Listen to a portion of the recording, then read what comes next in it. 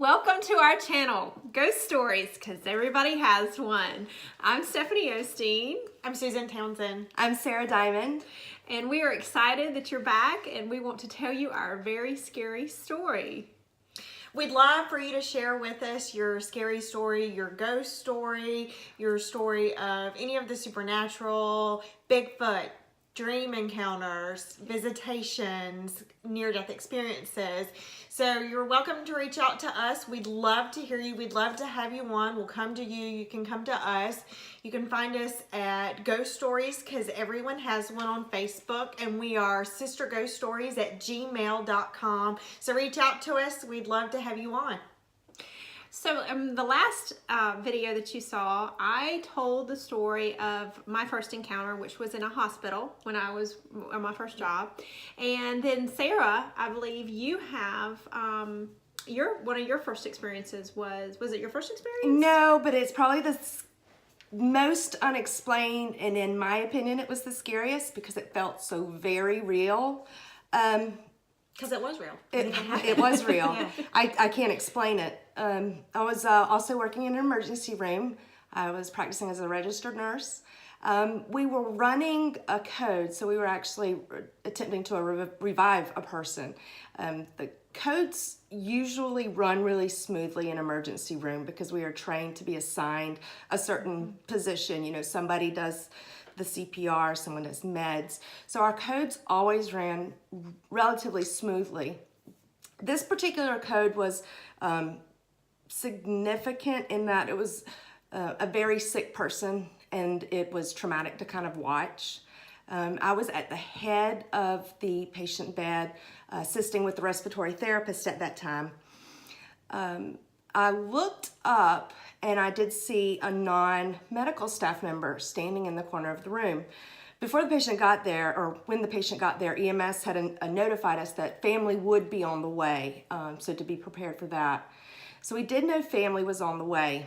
As soon as I was relieved by the respiratory therapist, I was going to escort this family member out of the room as it was a traumatic code. And as I was escorting this female out of the room, I was trying to explain to her, we're going to come right back. We're doing everything we can do. I round the corner first out of the room, and I turn around and there's nobody there. The code did end in an expiration. So I still kind of wonder what happened. It's always kind of being told that family are present, or there have been dying loved ones that say they can see their family members before they pass away. So I actually, in my belief, feel like it was a family member that had previously passed that was going to be escorting him, up to heaven, or make that transition a little easier for him. I have a question. What did she look like? Was she old? Was she young? No, she was probably middle-aged, 40, 50-year-old. Okay. And about my height. It was not overweight. Did you talk? Did she talk? No, we did not have any verbal encounter. Did you touch her? I did not. But she Did she follow you, or did you follow? I mean, when you said I started out of the room first. Our hospital was locked, so I knew I was going to have to go outside of the magnetic doors first to have her follow me.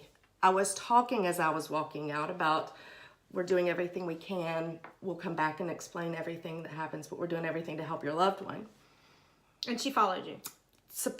Yes, until I exited the cardiac room. Then she was gone. Then she was gone. She was completely gone. And at that point, you turned and re-entered the ER to Yes. look for her? Well, no, I entered the room and I was like, did you guys see family? And everybody's like, no, and intensively working the code.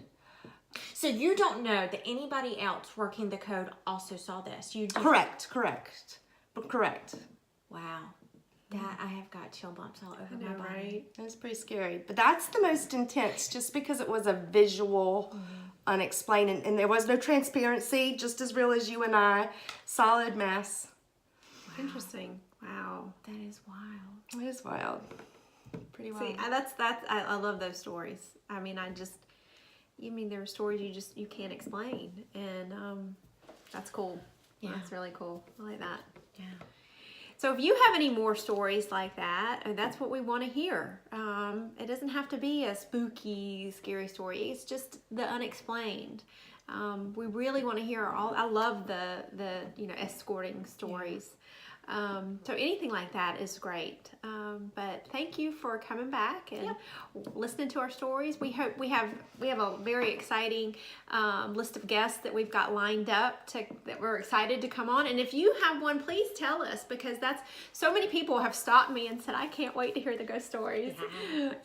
So do you want to talk a little bit about who we have coming up in the next few episodes? I know I have a story of a friend and former co-worker who encountered a ghost just on a ride through Savannah. She also had maybe a demon encounter in a theater, downtown Savannah. Steph, who do you have coming on? I have a really interesting guest coming on. He's a screenwriter, actor, sometimes casting director, he says. Hopefully he'll come on. That's going to come on and tell us his stories. He has many. I hope he does. Please come on. My mom's coming on. Yay, Mom! She's also my mom, and mine. too. So. So we'll get to hear Mom's story. If you guys like what you see and you want to be notified each time we release an episode, please feel free to hit the like button and subscribe, and you will receive notifications each time we drop a new episode. Come share your story with us, because if you tell me yours, I'll tell you mine.